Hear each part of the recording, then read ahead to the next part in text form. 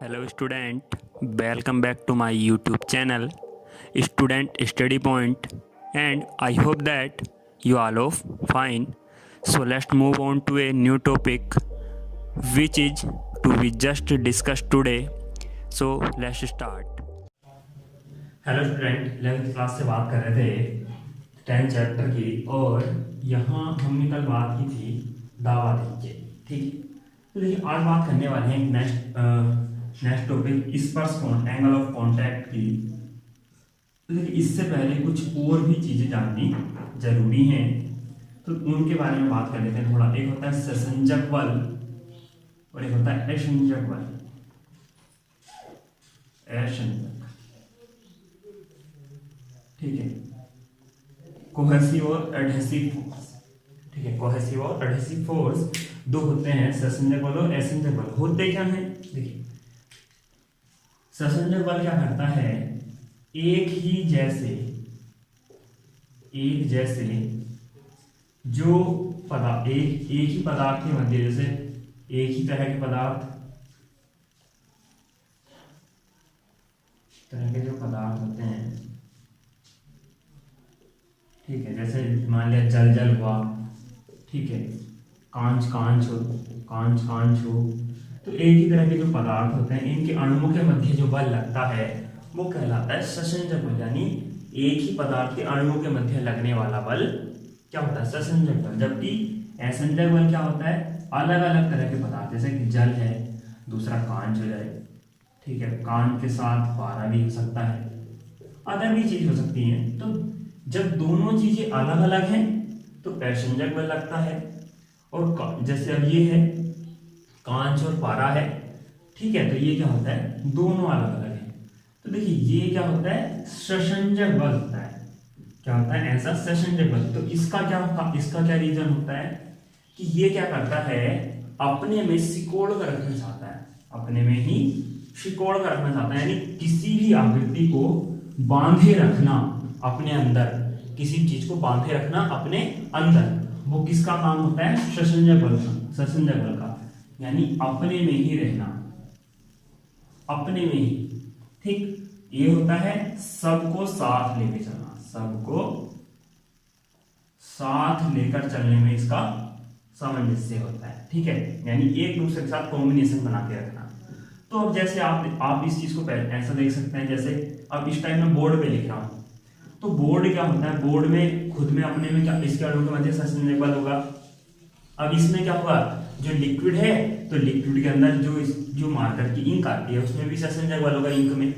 तो होता क्या है कि जब मार्कर से हम बोर्ड पर लिख रहे होते हैं, जैसे कुछ भी लिख रहे होते हैं, ठीक है, तो उस टाइम जो इंक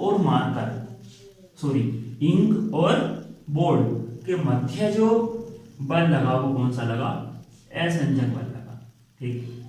इसी असंजक बल की वजह से आप यहाँ जो भी मैं लिख रहा हूँ वो देख पा रहे होते हैं, तो इसका मतलब असंजक बल क्या करता है, एक दूसरे को कांटेक्ट कराता है, ठीक है। अब देखिए कैसे। अब मैं एक छोटी सी बात, नॉर्मल अलग बात करके चलता हूँ कि इसका मतलब क्या है कि अपने में रहना, केवल इसका मतलब है दूसरे को भी साथ लेके चलना, ठीक है। तो होता क्या है, आप ये बीकर मान के चलिए, ठीक है। क्या देखिए इसका एक एग्जांपल और देता हूँ। तो जब छोटे बच्चे होते हैं, ठीक है, तो छोटे बच्चों के लिए क्या डाला जाता है, आंखों में काजल डाला जाता है, ठीक है। तो जो काजल होता है तो वो घरों में बनाया जाता है, नॉर्मल जो छोटे बच्चे के लिए होता है। तो वो क्या करता है, कुछ समय के लिए रहता है केवल, और बाद में क्या होता है उसके फेस पर फैल जाता है। लेकिन कुछ अलग अलग जो नई कंपनियां होती है, बेहतरीन अच्छी कंपनियां जो होंगी, उनका जो काजल होता है वो बहुत लंबे समय तक रहता है और जल्दी से फैलता नहीं है। तो ये समझ के चलिए जो अच्छी क्वालिटी का होगा उसमें ये असंजक बल अधिक होगा, इसी वजह से वो ज्यादा देर तक उसके साथ कांटेक्ट में रहेगा, यानी आइस के निचले भाग के साथ कांटेक्ट में रहेगा, ठीक है। आगे देखिए अब, तो ये चीज एक आप एग्जाम्पल के तौर पे समझ सकते हैं। अब हमने क्या किया, ये कांच का बीकर है और इसमें क्या कर दिया, द्रव भर दिया, ठीक है। जब द्रव भर दिया यहाँ ऐसे करके, तो अब क्या कर रहे हैं, इसमें मैंने कांच की छड़ लगा दी, ठीक है, यही है। या आप इस चलिए बीकर बना रहते हैं। अब क्या होता है देखिए, जो बीकर है तो बीकर यहाँ नॉर्मल तौर पे अगर ये पानी का तल हो, ठीक है, तो वो क्या करेगा, पानी जैसे ही इस कांच के संपर्क में आएगा तो थोड़ा सा क्या होगा, इसके साथ फैलने की कोशिश करेगा। क्यों? क्योंकि देखिए ये दोनों कैसे बने, असंजक बल। तो असंजक बल कहते हैं एक दूसरे के साथ कांटेक्ट में बने रहना चाहते हैं असंजक बल की वजह से, और ऐसे ही यहाँ पर करेगा। अब ये भी कांच है तो इसकी तरफ भी ऐसे ही हो जाएगा और इसकी साइड भी ऐसे ही हो जाएगा, ठीक है। तो ये किस तरह की आकृति बन गई, दोनों साइड इस तरह की आकृति बन गई। ये कैसा आकार है, अवतलाकार, अवतलाकार आकृति है, ठीक है। और अगर ये शेप इस तरीके से बनती तो ये होती उत्तलाकार, ठीक। ये कैसा बनता,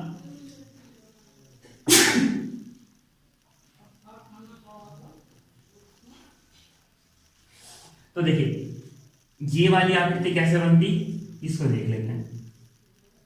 लिक्विड यानी यहां ये तो क्या था, जल के रूप में लिक्विड है, यहां हमने भर लिया पारा, मरकरी, क्या भर लिया, पारा। इसको क्विक सिल्वर भी कहा जाता है, क्विक सिल्वर, ठीक है। तो यहां क्या कर दिया, एक हमने क्या रख दी, कांच की छड़ रख दी। और जब कांच की छड़ रख दी तो अब क्या होगा, देखिए इसने क्या किया, ये तल हुआ, जब ये इसके पास गया तो ये क्या करेगा, क्योंकि देखिए इन दोनों के बीच जो बल है वो क्या है, असंजक बल लगेगा दोनों में। लेकिन जो पारा होता है, पारे में क्या होता है, खुद में अपने आप ससंजक बल होता है। तो वो क्या करता है, इस वजह से कांच के साथ क्या होता है, थोड़ा सा सिकुड़ जाता है। और ऐसे ही इस साइड भी करेगा, ऐसे इस साइड करेगा और ऐसे इस साइड करेगा। इसके लिए देखिए थोड़ा सा आपको यहाँ क्लियर हो जाएगा कि ये कांच की सतह है, तो जो द्रव होता है वो इस तरीके का, अगर आप द्रव डालें तो वो इस तरीके से क्या होता है, फैलने की कोशिश करता है इस तरीके से, यहाँ ऐसे करके। लेकिन अगर पारे को देखें तो वो क्या करता है, अपने आप ही सिकुड़े रहने की कोशिश करता है, यहाँ से देखिए इस तरीके का, ठीक है। तो इसी वजह से क्या होता है, ये अंदर की ओर सिकुड़ जाता है, तो ये आकृति बनती है इस तरीके की। तो इसको बोलते हैं उत्तलाकार आकृति, उत्तलाकार आकृति, ठीक। तो अवतलाकार और उत्तलाकार दो तरह की आकृति बनती हैं, किसकी वजह से, ससंजक और असंजक बल की वजह से। तो आई थिंक आपको ये इतना तो समझ में आया हो। अब बात करते हैं स्पर्श कोण की, ठीक है, किसकी, स्पर्श कोण की बात करते हैं। तो देखिए स्पर्श कोण क्या होता है, उसको भी हम इसी बेस पर समझ के चलेंगे। तो देखिए स्पर्श कोण बहुत ही नॉर्मल सी चीज है, ज्यादा कुछ नहीं है। आप क्या, जो मैं बोल रहा हूँ देखिए परिभाषा तो आपको डेफिनेशन तो उसमें मिल ही जाएगी, जो पीडीएफ होगी, लेकिन जो रियलिटी है उसकी समझने की, उसको आप देख लीजिए। ये पात्र है जिसमें क्या है, द्रव भरा है। अब क्या है, इसमें द्रव भरा हुआ है, ठीक है, और ये द्रव भर गया, ठीक है। अब हमने क्या किया, यहां क्या कर दी, एक कांच की छड़, ठीक है, या आप ऐसा समझ के चलिए, इसको चाहे हटा दीजिए, इससे कोई फर्क नहीं पड़ रहा, आपको वैसे ही बता देता हूँ। अब हमने क्या किया, जब ये कांच का है तो इसमें क्या होगा, आप देखिए ये पानी, ये कांच, तो जो हमारे पास क्या होता है, ये सरफेस किस तरह का हो जाएगा, ये इस तरीके का सरफेस उत्पन्न होगा, फ्री सरफेस। देखिए मुक्त पृष्ठ की बात करें हम, मुक्त पृष्ठ हो जाता है, नीचे का सरफेस कोई फर्क नहीं पड़ेगा, मुक्त पृष्ठ। तो जो अब हम स्पर्श कोण होता है वो क्या होता है कि मुक्त पृष्ठ पर किसी बिंदु पर खींची गई स्पर्शी द्रव के अंदर पर खींच जाए, यानी द्रव के सतह से उस पर, और उस पृष्ठ के अनुदेश खींची गई, ये जो पृष्ठ की लाइन है या फिर पृष्ठ है, इसके अनुदेश बात करते हैं। ये इन दोनों के मध्य बनने वाला कोण स्पर्श कोण होता है। क्या होता है, स्पर्श कोण होता है। अगर इसी तरह का दूसरा बीकर बना लिया जाए और उसमें ये बना दिया जाए आकार इस तरीके का, यानी यहां अगर हो पारा तो इसी तरह की आकृति बनेगी, तो उस समय भी आप क्या करेंगे, आपके पास पात्र की दीवार हो गई ये, स्पर्शी हो गई ये, तो एंगल हुआ ये। द्रव के अंदर ही बना एंगल क्या होता है, स्पर्श कोण होता है। ये ध्यान रखिएगा, पात्र की दीवार और जिस बिंदु पर आपको देखना है उस बिंदु पर खींची गई स्पर्शी क्या कहलाती है, आपका उन दोनों के बीच में बनने वाला कोण क्या कहलाता है, स्पर्श कोण कहलाता है। अब देखिए यहाँ थोड़ा सा इसका तल जो होता है वो ये होता, तो ये कितने 90 डिग्री, तो 90 डिग्री से अधिक का कोण, तो यानी अधिक कोण बनता है कब, जब उत्तलाकार आकृति हो, ठीक है, जब उत्तलाकार आकृति हो। ये न्यून कोण बना है, तो न्यून कोण होता है कब, जब अवतलाकार आकृति हो, ठीक है। इसके साथ एक कंडीशन और याद रखनी है आपको, जब भी ये कोण बनेगा यानी अवतलाकार आकृति बनेगी जिनके मध्य, हमेशा सतह भिगोएगा द्रव, यानी द्रव क्या होगा, सतह को भिगो देगा, किसकी, ठोस की सतह को लिक्विड भिगो देगा, कब, जब अवतलाकार आकृति बनेगी न्यून कोण पर, ठीक है। और उत्तलाकार आकृति में ऐसा नहीं होता है। एग्जाम्पल के तौर पे आप पारे की एक बूंद हथेली पे लीजिए, आप उसको हिलाइए तो वो हिलती रहेगी, हथेली नहीं भीगेगी, या कांच की सतह पर रखिए आप पारे को, तब भी नहीं भीगेगी। लेकिन आप अगर लिक्विड को ऐसा करते हैं यानी पानी के साथ ऐसा करते हैं तो आपका हाथ भीगता है और कांच भी भीगता है, तो ये चीज आपको ध्यान रखनी है। अब देखिए इसके साथ एक चीज और बता देता हूं कि जो वाटर और सिल्वर चांदी के बीच होता है कोण, वो होता है 0 डिग्री, वाटर और ग्लास के मध्य होता है 8 डिग्री, ठीक है, और क्रोमियम और वाटर के मध्य होता है आई थिंक 107 डिग्री, लगभग इतना होता है, ठीक है। सॉरी यहाँ हाँ शुद्ध चांदी के मध्य 90 डिग्री होता है शुद्ध चांदी, और शुद्ध पानी और शुद्ध गिलास के मध्य होता है 0 डिग्री, ठीक है। तो ये कुछ एंगल इंपॉर्टेंट है जो आपको रखने थे, याद रखने होते हैं।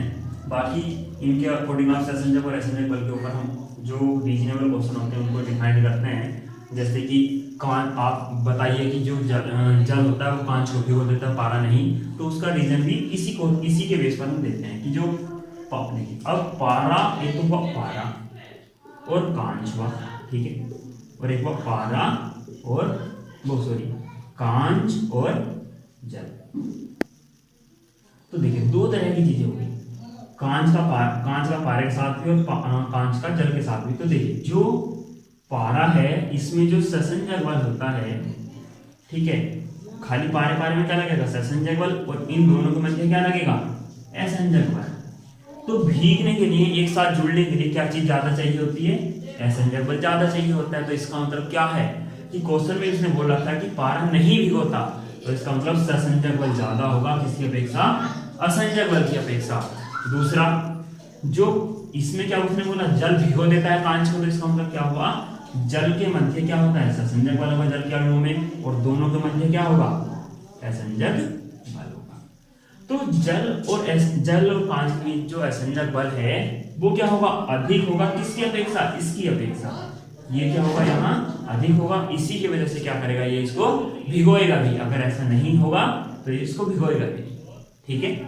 तो जब भी एसेंजक बल अधिक होगा तो दोनों चीजें कांटेक्ट में आएंगी, और अगर किसी एक में भी अपने आप खुद का सेशनजक बल अधिक है तो कांटेक्ट में नहीं आएंगी, ठीक है। ये चीज ध्यान रखिएगा, जैसे पारे का सेशनजक बल अधिक होता है तो पारा और कांच एक दूसरे के साथ अटैचमेंट में नहीं आते।